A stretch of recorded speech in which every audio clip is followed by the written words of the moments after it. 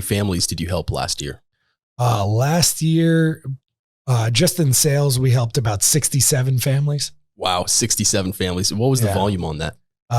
33 million. 33 million. Yeah. That's got to be the fastest rise, especially from a unit perspective. So 2021 was definitely a record year for everybody. We're talking, those stats were from 2022. In 2021, we helped 107 families. Yeah. But that was a record year for everybody. And that goes back to me being, the hometown realtor, right? Yeah. I lived here. I grew up here, and I never lost a friend, right?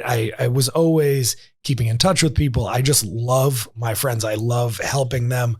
I love them helping me. I really believe in community. My mom was a hospice nurse. My dad's a therapist.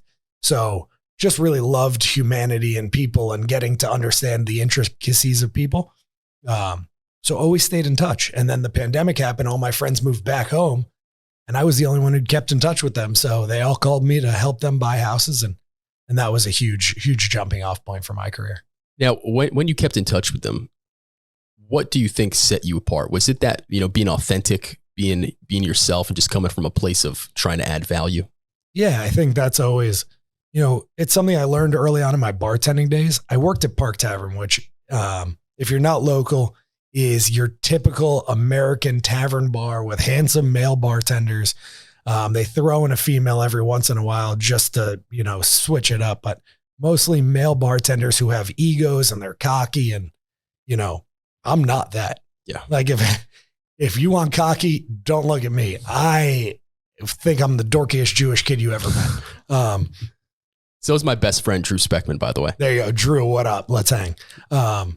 So I go into this bar and I'm like, what am I going to do here with these cocky dudes? And me, who's like, I just like to befriend everybody. Yeah. Well, I realized early on in my bartending career that actually worked. If I was just myself, if I was just authentic, it would be all right. So that made me a lot of friends at the bar, and those a lot of them ended up becoming clients.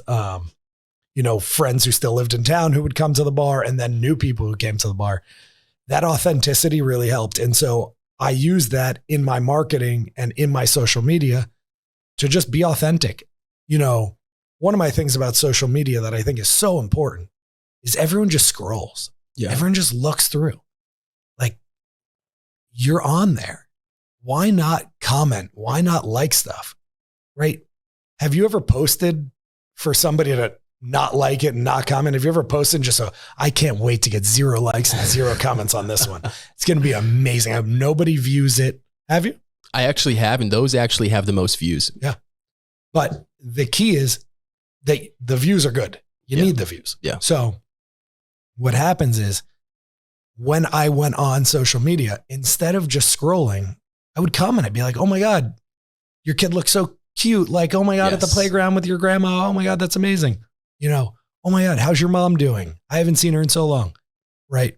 I always kept up and interacted with these people. As if you're in person. Yeah, because that's what you have to do on social media. So you're saying that you're not just out there sending people the fire emoji. You're actually having a conversation that has a level of depth that you would have in a real relationship. Exactly. And that's the key, right? The key is there's so many people out there who are just rolling through there, just going, oh my God, awesome. Yay. Fire. Clap, clap. Yep. It's just 100. It just doesn't work. That's not social interaction. Yep. Imagine walking by somebody and you like their shoes and you just walk by and go, 100. That's not it. You say, hey man, I like your shoes. Those are cool shoes. Where did you get them? Yeah. That opens up what we call a conversation. Really weird these days, I know. But you open up a conversation with other people and there's a whole world. You can go from their shoes to their breakup. You can go from their shoes to the depression they're suffering from right now.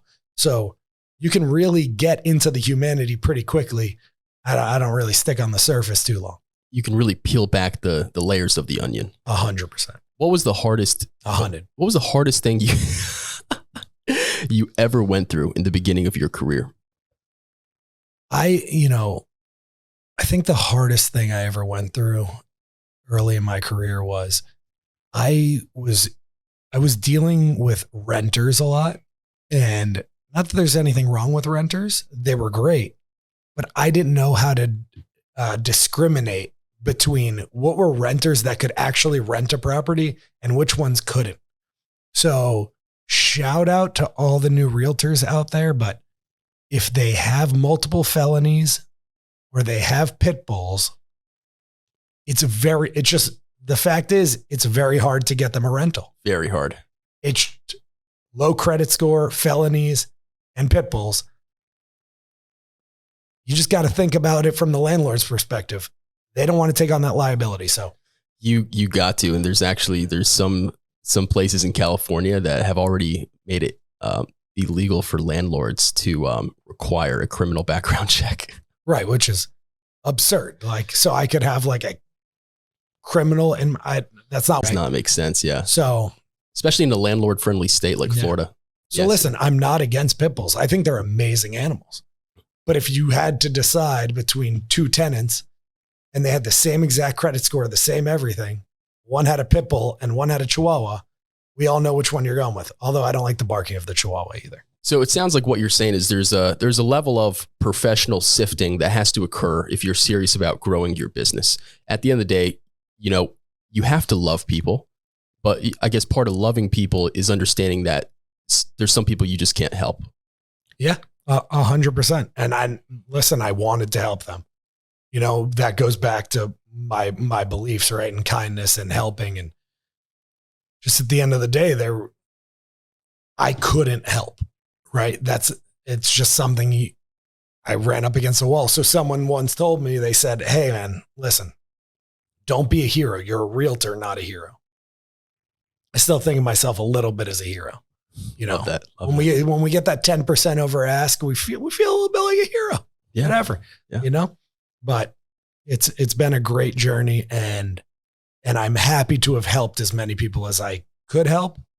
But sometimes you have to stop working with the people that are wasting your time and start working with the people that you can actually help so you can help more.